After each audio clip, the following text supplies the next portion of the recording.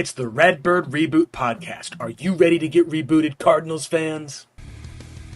He settles down, at least in the zone, and does not stop running. Blake Murphy. This is the identity for the Arizona Cardinals. The run defense is just horrendous, and it's been horrendous for the Cardinals for a long time. And Marcos Labrada. He's going to bring over his philosophy. It should make it better. Present the hottest NFL podcast from the country's hottest state. He should be turning around the logo. Actually, some breaking news we can cover here. This popped up just about, 6 minutes ago. It's Redbird Reboot.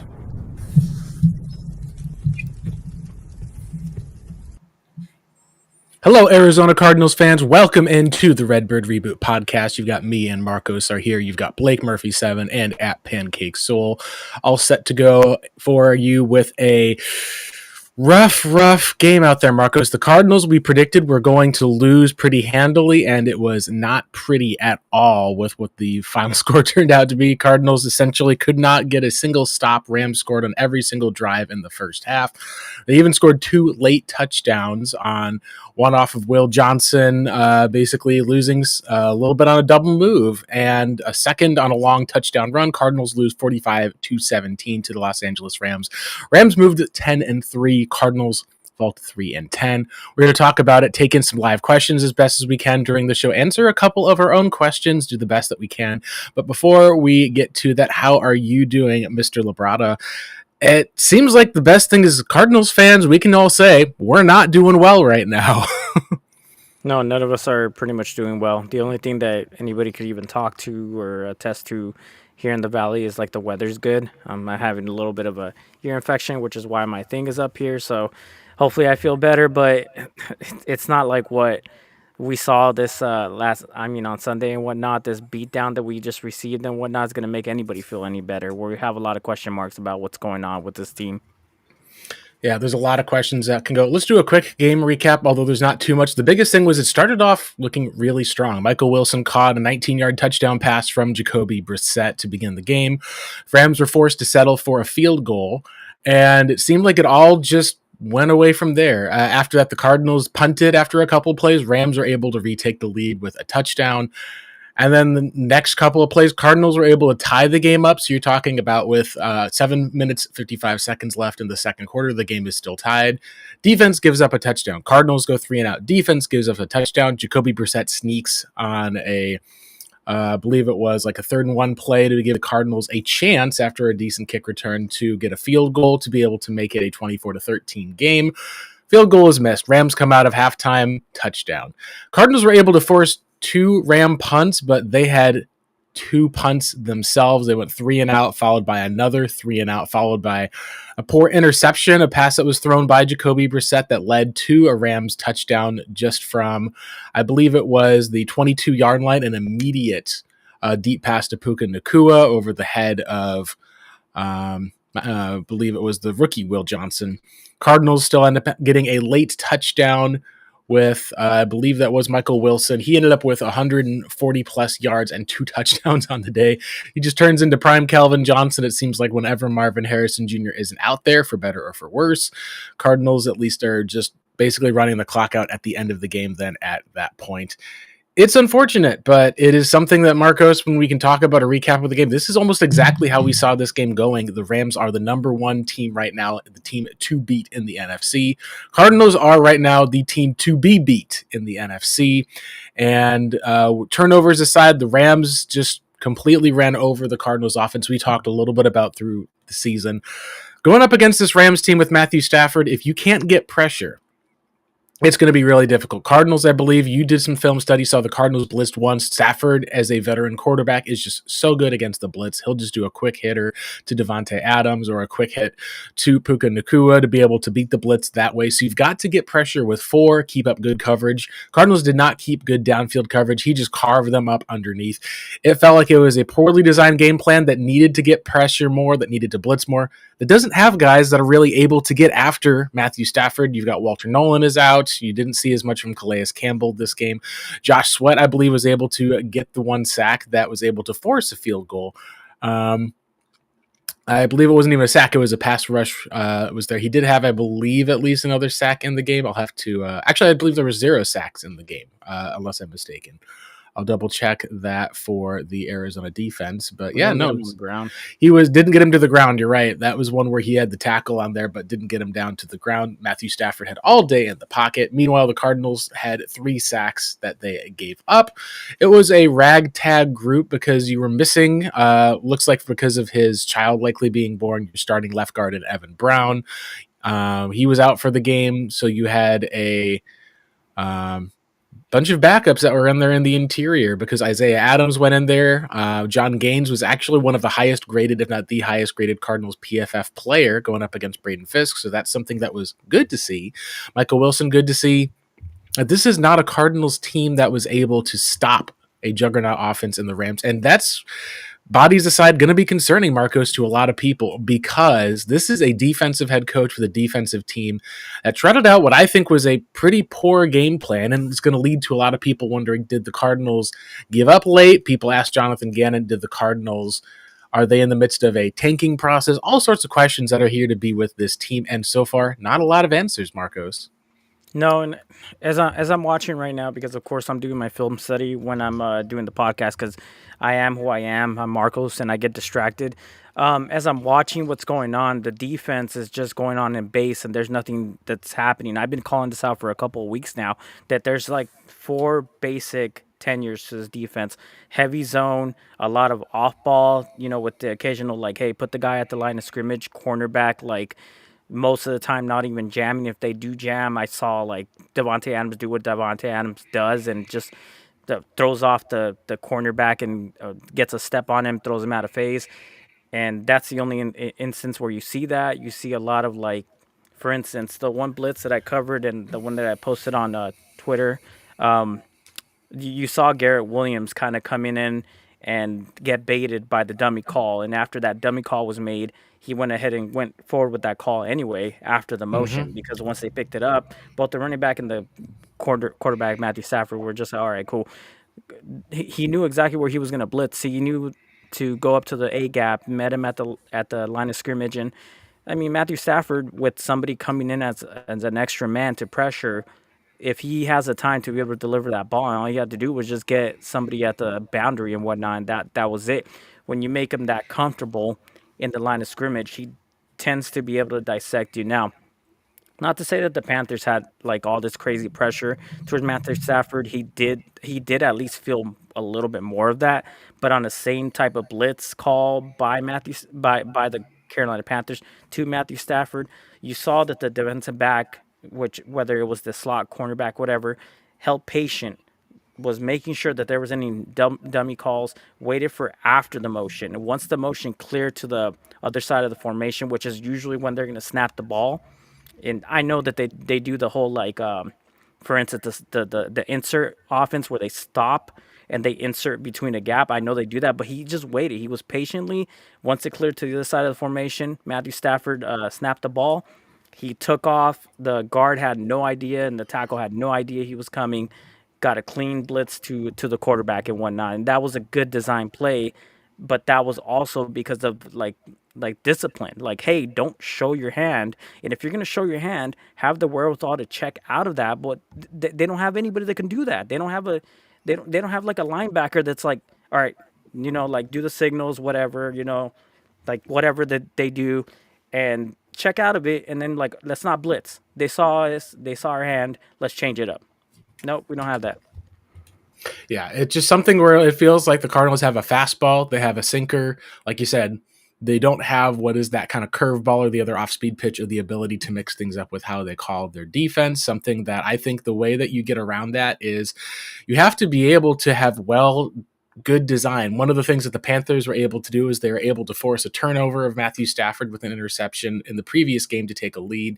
And then late in the game, Bryce Young at the quarterback, he played super well. He was able to go on long, sustained drives, and part of that came down to the ability of the Panthers to run the dang ball. This is something the Arizona Cardinals have not been able to do. When you throw the ball so much, you're not able to take time off the clock.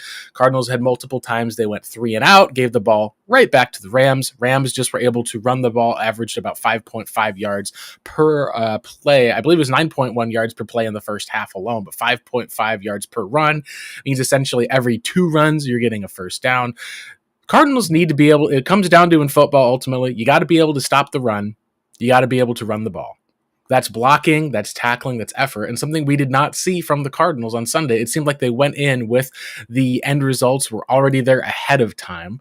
Just was a really pathetic performance when it came down to not just the ultimate idea of a coaching, but when it came to the execution. Like a lot of fans right now are frustrated and angry. And that's something that is unfortunate because, like you said, we've reached the point where how many times is something going to be unacceptable, Marcos, before it just becomes accepted, before people just go, all right, we don't care. TV is turned off. Fans are not buying tickets. You just are seeing opposing fans are showing up to watch their team win every single week. This is where the Cardinals have the worst possible scenario is that you get complacent in the losing because that's what happened with Bill Bidwell with the Cardinals when it came from the 80s to the 90s in Arizona to the 2000s with a slight reprieve with Jake Plummer and getting to the playoffs when they had that quarterback. But for the most part, the Cardinals were a team that was essentially going to treat Dallas as the Super Bowl every season. They'd go out and figure out a way to play and beat Dallas, and was content with losing considerably year in and year out. And it really took an infusion of money to get that to change. And from what it seems like, Marcos, unless Michael Bidwell is going to be able to get that sort of infusion of capital, it seems like the Cardinals, that brief respite that we saw from the Super Bowl year to the post-Wisenhunt years, the Bruce Arians years that they had with the team, and then the small revival we got to see with Cliff and Kyler's combination, feels like a lot of that right now is turning into what could be a precarious situation if the Cardinals are not able to figure out this quarterback situation in the offseason and find someone who can get them better than the 4th quarterback in the toughest division in the NFL. Yeah, and of course we are having our eyes on like Fernando Mendoza, but we're not even a striking distance, even if we did lose. And that's what seems to be a bad situation for the Cardinals. That if you're gonna lose and then you're gonna try to move up that draft rankings, that this season is in complete loss. But it really is. I'm not gonna lie. This is the first time I've seen them actually give up, and it's not to say that it hasn't happened before with this coaching staff, but like to the point where they're dejected. They know that what they're doing is not working out. They know that what their coaching staff is going to bring and the adjustments they're going to do, that there's not going to be any difference in a down by down basis. And you even saw the commentator, which I really appreciate Jonathan Vilma being the color commentator on the broadcast view because he's an obviously linebacker. I'm not sure how many All-Pros, Pro Bowls he's had, but he was a really good linebacker for the Saints. So he understands defense. He understands scheme. And he kept saying on a down-by-down basis, why aren't they bringing the pressure? What's going on here? Like, you're not getting home with 4. Even with a 5-man base, you're not getting home. Why aren't you trying to bring the pressure? He just kept questioning it. At some point, he knew, well, they're not going to do it, so why even make a comment about it? I mean, it's not like they could hear me. And even if they did, they're going to go with what they're going to go with. And that's going to be 4-man pressures, 5-man base, and that's it. Yeah, and then occasionally we didn't even see an all-out blitz of Stafford this game. It seemed like their game plan was, let's try to contain the Rams, and they ate it up underneath. It's just a poor coaching job or an intentional coaching job, I think, Marcos. No cover zeros. Yeah, no cover zero, not do it once, didn't have anything planned. Seemed like almost like they wanted to just sit back, try to see if they could contain the Rams. Felt like that you go into the game with a losing game plan, and that's going to be a losing output. It really does kind of baffle you when you look at some of these places, at least. And then you can say the Cardinals, they've been, as far as a number of injuries, as far as how depleted they've been.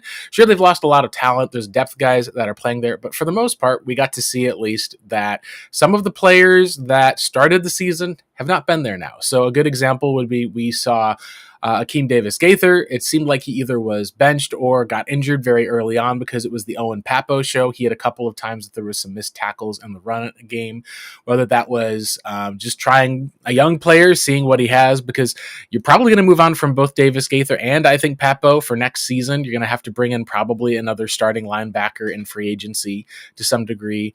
and probably going to have to look at a high draft pick. I think it's been one of the biggest things that's been missing from the Cardinals, up there with their right tackle situation.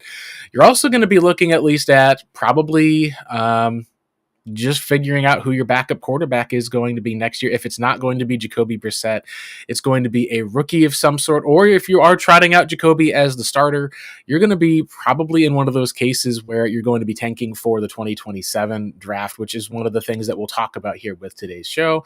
One of the questions I think that we've gotten, Marcos, today that we can go ahead and answer is talking about, is Jonathan Gannon and the way that he's responding, where he's like, I have no issue with these play calls. I don't have anything going on with some of these decisions that were made. I don't think our team has given up.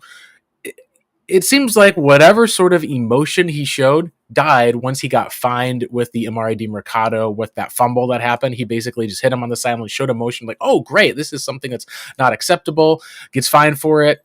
Is it something that could be arrogance that we're seeing from Jonathan Gannon, or poor attitude? I think that he's just trying to play the politician portion and having to go out and say that things are okay each week, which is not the truth. But he's having to, I think, be in that spot, because when you're captaining a losing ship and it's going down, there's not much else I think that you can do without just trashing ownership, trashing players, trashing other coaches. I think while fans would get a kick out of that, he would not get another job back in the league if he was to pull that card. But is it something to worry about, that this could be arrogance that Jonathan Gannon's showing in his part? Because it's sounding a lot to me like the same sort of things that Steve Wilkes was saying when that Cardinal ship was going down in 2018. Yeah, I'm sorry, this is going to go a little bit off topic. Just really quick, I just wanted to let you know this. Did you know that Zayvon Collins had snaps at inside linebacker? He did. I saw that there was a couple of those that came in. It seemed like whether that was the game plan for them or if it was due to injury to Akeem Davis-Gaither, and that takes some of the plays with Owen Papo. Might have been that he got benched. It seemed like that it was right from the get-go, so either the injury happened on opening kickoff or it was already predetermined in the game plan. So this thing with Jonathan Gannon, so do I think that he's kind of saying all these things because he wants to back up his players, he wants to back up his coaches? I think it does have to do with that. The arrogance part could be of saying like, hey, I got the right guy. You guys aren't seeing that because you guys don't understand scheme. You guys don't understand like what like our guys are doing, how hard they're working. So we have to come out here and not explain to you guys the intricacies of scheme because you guys don't understand it. You guys don't want that like that subtle nuance and everything, but like without explaining it to you guys, I got to tell you guys, hey, I got to back up my guys because me and Monty Ossenfort work hard to get these guys in the building, and he knows them on a personal level. Of course, he's going to know them like friends and whatnot, or just constant talkers, and they're going to talk amongst each other. So for him to go out there and say like, yeah, my offensive coordinator, or my defensive coordinator, they're just bad and we need to replace them. He's not going to go out and say that now.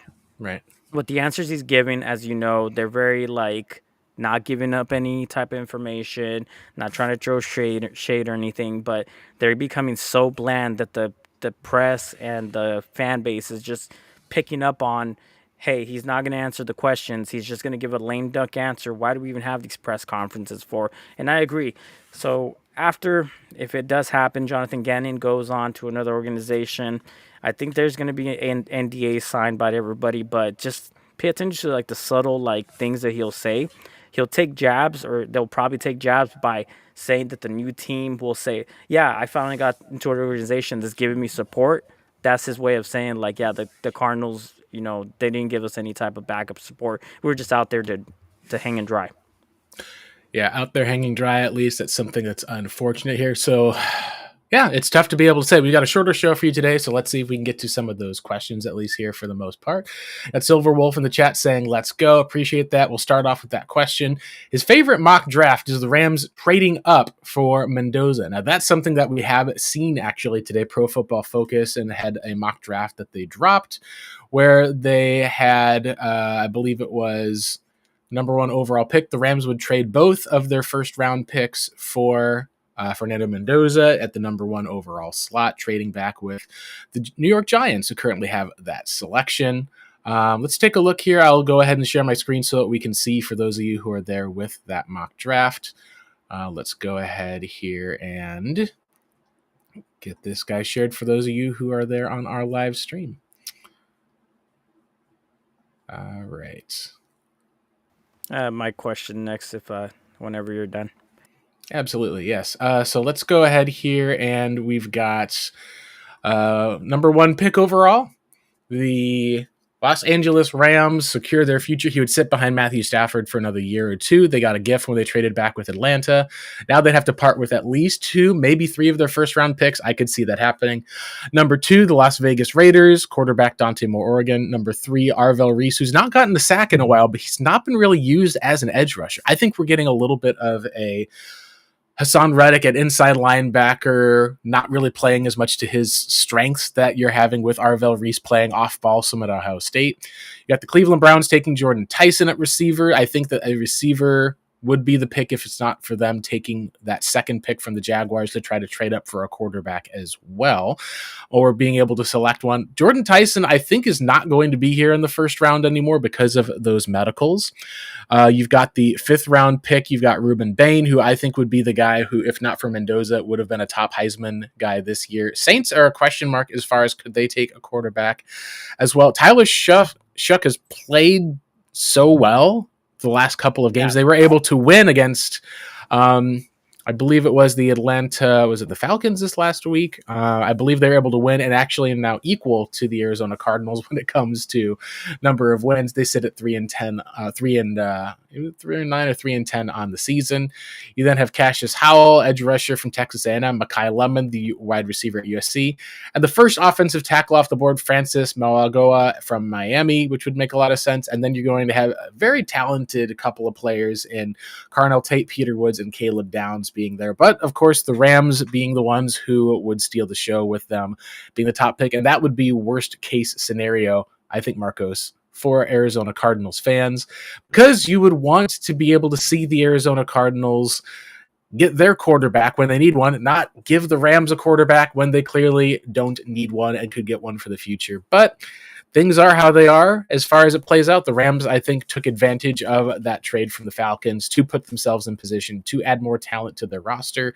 Cardinals were trying to win this year with their selection of Walter Nolan, didn't choose to not trade back from him. And honestly, looking at the way the team's played this year, they did need that inside interior rusher. We've seen some flashes, just have not seen him be able to be healthy, and would not shock me if for some reason he's not healthy enough to go that he would end up on IR and be out for the rest of the season. Have not heard anything personally.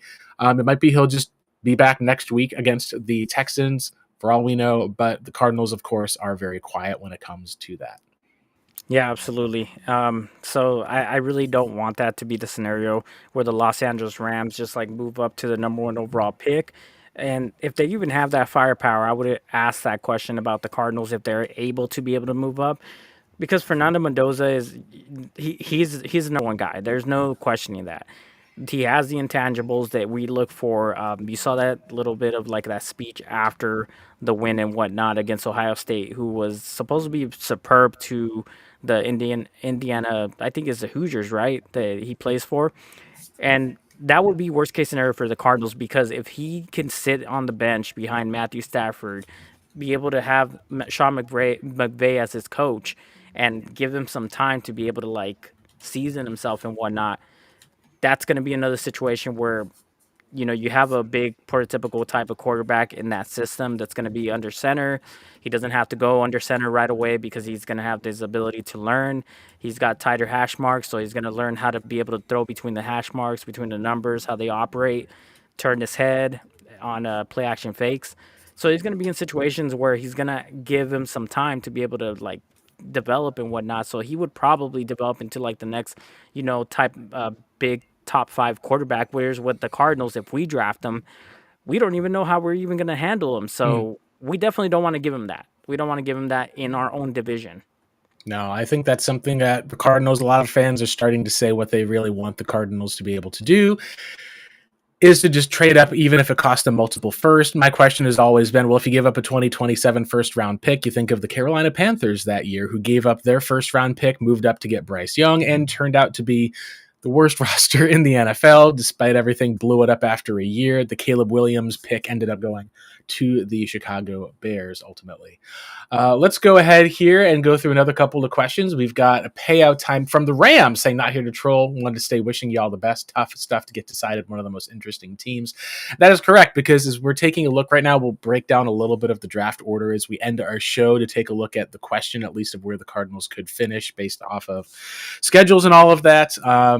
They're an interesting team. The Rams, at least, are one of those teams that are one of your biggest rivals, and they're just wanting to kind of say well wishes, which I guess is the best you can get. It's not a gloat or a laugh, at least for the most part. We got Accelerators in the comments saying the Raiders and Cardinals lost in the worst possible fashion. Yeah, the Raiders, at least, are one of those teams that lost big time. They lose to the Broncos. Look actually pretty strong. I believe it was Aiden O'Connell came in for Geno Smith for quite a while. The Broncos actually were able to get down that last-minute touchdown to be able to go and get the win. I believe the Cowboys and it was the Cowboys that beat the Raiders big. Browns beat the Raiders big. Chargers beat the Raiders big. They finally have a close game, and they lose to the division rival Broncos, who are now second in the AFC as far as their record goes, have won 10 in a row. Accelerator also says the Cards feel like a piece or two away from greatness if you can get good coaching. I think you got to agree, after watching Michael Wilson go off, after seeing the protection where there's only 3 sacks of Jacoby Brissett against a good Rams team. The problem, Marcos, is they only put up 17 points. All of those 3 and outs were from the team just going back, dropping back, passing, drop back, passing. The lack of a run game. This, to me, I think falls onto, we saw the run game depart with the Cardinals' former offensive line coach. They've not been able to get a good enough run game sustainably with Drew Petzing. I think moving on to an entirely wipe the board with the offensive staff, maybe you keep the offensive line coach, maybe you just clean house at that spot there, is something I think you'll have to do. Bring in someone who is a veteran play caller to be able to take over. If you can, it's possible the Cardinals may not be able to get a veteran play caller in here who's wanting to work with Jonathan Gannon, work with Michael Bidwell. That's something we'll have to see what goes on. And part of that is because, as Accelerator says, a lot of time Michael Bidwell can hang his coaches out to dry. One important statistic with the Cardinals, they've never had a 6th-year head coach. It's always been fired, quit, retired in the case of Bruce Arians, or left before 6 years is up for the Arizona Cardinals. They just do not have longevity at head coach, and it is ultimately a coaching league, as we've talked about on this show a number of times. Let's go ahead here and grab your question, Marcos, before we get back to Silver Wolf. Have you got one of your Q&A questions that you can bring up with us? This is from AZJ. As we know him, he's pretty big in the Arizona Cardinals community, and he was just asking about Darius Robinson. He asked me, why does Darius Robinson suck so bad, or what is he doing that's making him such a liability? I think he's playing out of position. I think I called this out too. I said defensive end is probably his best position. I was wrong. It definitely wasn't his best position, because in college he was more used as an edge rusher, especially since when they drafted him, they went ahead and classified him as a edge rusher more than a defensive end. He's kind of big for the position, because now the classic defensive end / edge rushers of today usually weigh between like 255 to like 260 at the most, but like 245, kind of, because of the fact that you can have like these guys at a smaller package be stronger, be like physique, like crazy guys who have this massive physique that can still have the ability to be able to like have that speed and whatnot. And they usually are around like 6'3". So Darius Robinson favors like a 4-point stance on his defensive end type of rushes, because he knows he has to come from the bottom up when he's lined up in between like the tackle and the guard. He does a good job being able to split double teams. That's about the only thing I can say about him positively wise, but he gets washed down on double teams that are either between like guards and tackles, or tackles and tight ends. And after that, he gets placed out of position, and then he doesn't have an answer to be able to like get around that. And even if he does get penetration, running backs are able to evade him by either bouncing it to the outside or just cutting back. So I think he just needs more time to be able to try to get more snaps. But at this point, we can often say, and I've learned this later on in the year, that many people didn't have him in the first round. They had him like as a 3rd round pick.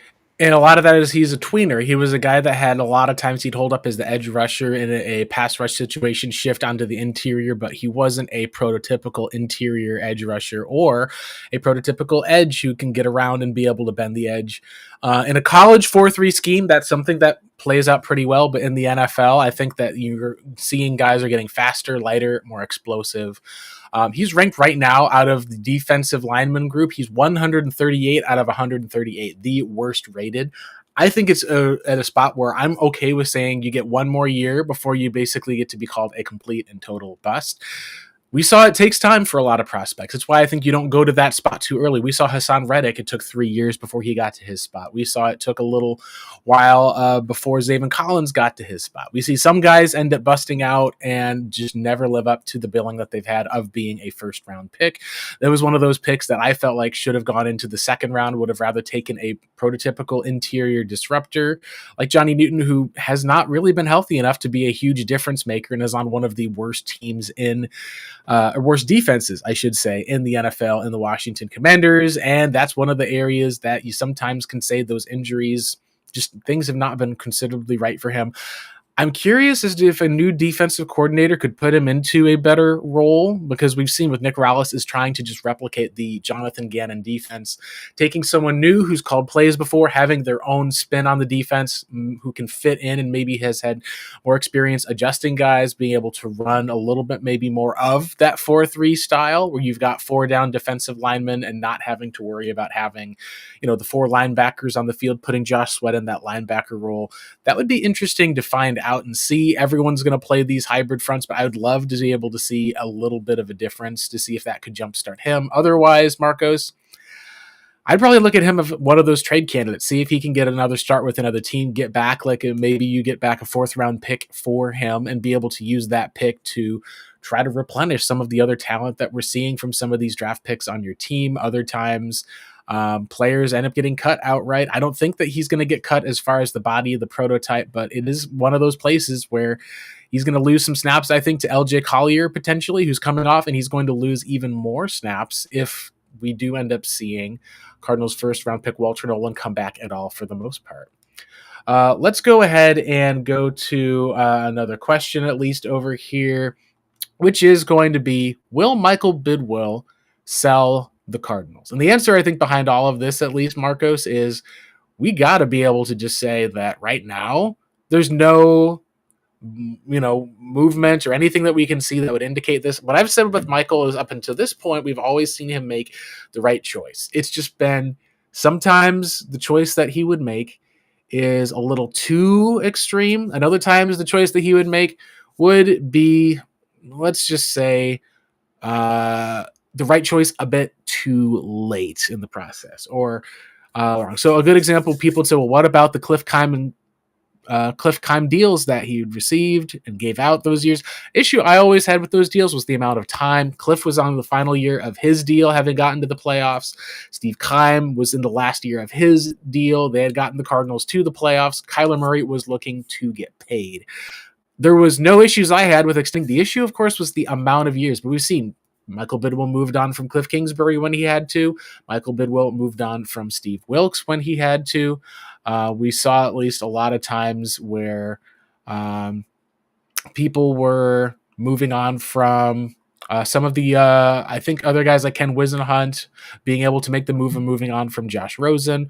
All of these are things that I think are super important to be able to look at, that Michael Bidwill did make what we could call the right choice.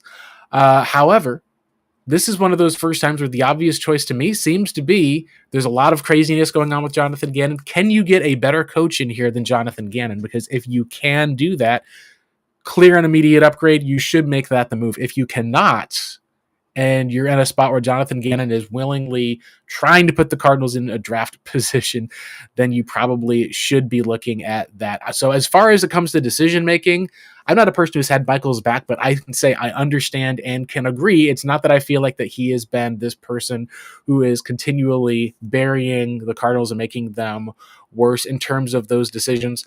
What I do think that he's done, unfortunately, by this not selling is keeping with a lot of what his father's identity has been, which is the Cardinals don't make as much money. They don't have Walmart money infused into the business. And I don't see that he's wanting to sell. They're one of the oldest franchises. It's their only venue of making money. Selling, I think, would turn into a surrender or form of quitting, maybe a lack of caring. I think Michael's issue ultimately is that he doesn't care in some of the places he needs to care, and he cares far too much in some of the areas that he needs to not care about. One of the issues that we can at least talk about, Marcos, is this one piece of information that came to us from Benjamin Albright today. He talks about Michael Bidwell and saying, if we fired the coach, we still have all the same personnel issues, which I think the personnel issues, I think, have not been utilized very well for some of these players. I think that we saw the Cardinals get coached well the first season, kind of average year 2, and now we think the coaching's been a problem in year 3, and then saying Michael would not pay 3 coaches at the same time next year. He did pay 2 coaches at the same time. We just have not seen it would be one single year of paying 3 coaches because the Cliff and Kime deals do indeed go on further. There's some offset dollars that come from the other pieces that are there, but for the most part, Marcos, it's going to be just that was part of when we talked about those deals being such a huge overall mistake that Michael Bidwell made was the length of those deals and then having to fire everyone. I am in the position of if you're not firing Jonathan Gannon this year, you're just letting that contract run out next year, and it's just going to be a whole new coach that comes in, a whole new staff, pretty much a rebuild, hopefully around some young quarterback. A lot of people have been arguing back and forth overall, at least with that logic, but ultimately it's up to how Michael would view that situation. Yeah, absolutely. And coming with that situation, I don't understand where this whole like thought that you can't pay 3 coaches and move off of your old coach. That has to do more so with like the ownership and what he wants to do instead of just, hey, you know what, it's not working out. This toxic environment is just getting worse. People are starting to, sell their tickets. My sister, who her and her fiance are season ticket holders, travel with the team here and there. They are like hardcore when it comes to Cardinals fans. Have the typical like flag out, decked out and everything. They decided not to go to games anymore. They decided to sell their tickets, and whoever they sell the tickets to, they sell them. But the reasoning as to why is like, hey, can you point the finger at them and say, hey, how dare you sell your tickets and everything? But why would they want to go and pay the uptick in prices all around the stadium with the fan experience? They themselves have said it's a lot worse, which is why they travel out and they say, hey, look, the experience at this stadium is way better. The experience at that stadium, they have this, they have that, they have that. So they have a preface to be able to compare. And then they come back to the Cardinal Stadium and they say to themselves, it's just not worth it. It's not worth the drive. It's not worth getting caught in traffic. It's not worth what they do when they, charge you up front and they have to pay more now. And the stuff that they have venue wise, she had mentioned that contracts were lost between like good like vendors and whatnot that they didn't want to renew and whatnot. So the experience has gone down. So that's something that's outside, but your fan base is gonna see this team lose, and then they're gonna go and have a worse experience at the stadium. That's the type of stuff that Michael Bidwell should be paying attention to, but he's not gonna pay attention to it. Yeah, something at least that what we're talking about at least is that there's been more season ticket holders who are not renewing their season tickets that are either shedding. I think it's going to get pretty bad before it gets better. It might be that what we're seeing, Marcos, is fans are turning on to this Cardinals team. Michael Bidwell, it hasn't hit him yet that there's going to be so much less money next year. He's trying to be able to raise money. It might be hitting that eventually he is going to be considered the core problem and fans are going to sell their tickets and not support the Cardinals product. It's why I think that he is going to be at some point desperate enough to get a quarterback who can re-energize the fan base, whether that is a Fernando Mendoza, whether that is a type of a quarterback like Arch Manning is the one that I've talked about at least before, of seeing like once you get a Manning in there, then that's one of the ways to be able to look at potentially saving the franchise that you've got there. It's going to be really interesting to see how that all turns out. So let's go ahead and wrap up our show by talking about a little bit of intrigue when it comes to some of these teams and some of the schedules for who they are playing. So we're going to take a look, Marcos, at the overall NFL draft order as it stands right now. The teams that we wanted to win, teams like the Jets lost. We saw the team like the believe the New Orleans Saints actually won their games. I don't know. Oh, they won one. That's where it was. The Washington Commanders lost their game. The Tennessee Titans, in fact, actually won a game. They won a game against, I believe it was the Cleveland Browns of all teams. Cleveland Browns are now tied with the Arizona Cardinals. The Tennessee Titans got their first win of the season over them. The Las Vegas Raiders lost, and the New York Giants also lost. Now, when we're taking a look at the rest of the season, what teams may jump out or jump ahead of the Cardinals here? The Jets and the Browns seem the least likely. So if we take, and the Raiders as well. So when I'm taking a look at least at the upcoming schedules, the Raiders are playing the Eagles, Texans. They do play the Giants. So that's going to be one of those tank bowl games.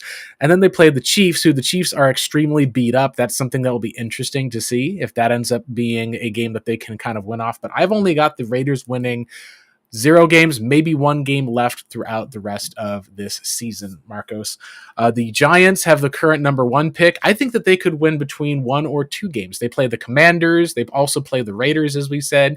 They do play the Vikings, who had a bounce back week, and then they play the Cowboys as well. So I think I've got the Giants, if we're going to try to position them, I've got them with between 1 to 2 wins compared to the Raiders. I think the Raiders may only win 1 more game this year. And if the Raiders only win 1 more game, that would put them at 3 wins, tied with the Cardinals. So I think in this scenario, Marcos, the Raiders could end up with the number 1 overall pick. Let's take a look at the Las Vegas, as we said, with the Raiders schedule. Raiders are of it tough. They play the Eagles, we said. They play the Texans, Giants, and the Chiefs. So we've got them with maybe 1 win potentially. Maybe they get a win against the Giants. Maybe the Giants get a win against them. The one that's the most interesting to me is the Saints. So the Saints got that win. That pushed them to the same record as us. I think the Saints are going to hop higher than the Cardinals, Marcos. I think that they're going to win another game or two because they play the Panthers, they play the Jets, they play the Titans, and they play the Falcons. Those are 3, maybe if you want to even say that they could surprise the Panthers, for sure 3 winnable games for the Saints. I think that they have between 2 to 3 winnable games that they may be able to win. That's a team that I think could hop away from the Cardinals. Another one that'll be interesting is the Jets. They play the Saints. There's an opportunity for them. But then they play the playoff teams, Jaguars, Patriots, and Bills. I think the Jets have only 1 more chance to win. It wouldn't shock me if they do not win another game the rest of the season and pick ahead of the Cardinals. The same goes for the Browns, who play a playoff team, another playoff team, and then they play the Bengals in their finale. So as it stands currently, Marcos, here's how I would see the current draft order. I think the Giants could win 1 to 2 games. If they win 2 games, they pick maybe past Arizona. Arizona has 1 winnable game, I would say, maybe 2 on their schedule. If the Giants are able to pass Arizona, if the Saints are able to pass Arizona, that pushes Arizona up to that 6th pick. You're then looking for a team, either Washington or the Jets, to then be able to hop past the Cardinals to get to the top 5. But right now, Marcos, unless the Vegas Raiders, even if they win 1 game, they'd have to win 2 games. I've got them winning 1 game. The Commanders, I've got them winning 1 game. That would push them potentially past the Cardinals if the Cardinals lose out. I've got the New York Jets winning 0 games, and I've got the Cleveland Browns at 3-10 winning 0 games. The highest I think the Cardinals could go up to would need to have some of those teams, Cleveland or the Jets and Washington, all of these teams here, 1, 2, 3, 4 teams would need to win 1 game. The Cardinals would need to win 0 games. Highest that the Cardinals, I think, would then be able to pick would be 4th overall. They're going to have to trade up if they're going to want a quarterback. The good news is that a team like the Giants, if they pick first, or the Titans, if they pick first, have quarterbacks. They just drafted this last year. Here's the downside. I think Fernando Mendoza goes at number 1 to the Las Vegas Raiders. I think that is the number 1 overall pick. Maybe it's a Dante Moore, but I think that it's going to be Mendoza. You then would talk about the number 2 pick being for sale. If the Cardinals beat the Atlanta Falcons, I think that the Los Angeles Rams would have enough ammo to trade up to get the likes of a Dante Moore back in for the quarterback scenario. So you're maybe talking about offensive line, and right now, the way that things have lined up, Cardinals got very little help from teams like the Jets, like the Commanders, who could have been able to win. They did get a nice boost from the New Orleans Saints, and I think that the Saints could win enough games with Tyler Shuff that we're talking about the Cardinals picking somewhere in the 5 to 7 range at the end of the day. Yeah, that would put us in striking distance, of course. But the Las Vegas Raiders, as long as they maintain their themselves ahead of the Cardinals, unfortunately, the Las Vegas Raiders are probably going to be the one that's going to most likely be the number one overall pick, or to be in better position than the Cardinals would to be able to trade up. And that's going to be a sad scenario because of the fact that I just don't believe that the Las Vegas Raiders have a. You want to talk about like a franchise that's been like the type of It's franchise that's been brutal. very, yeah, exactly.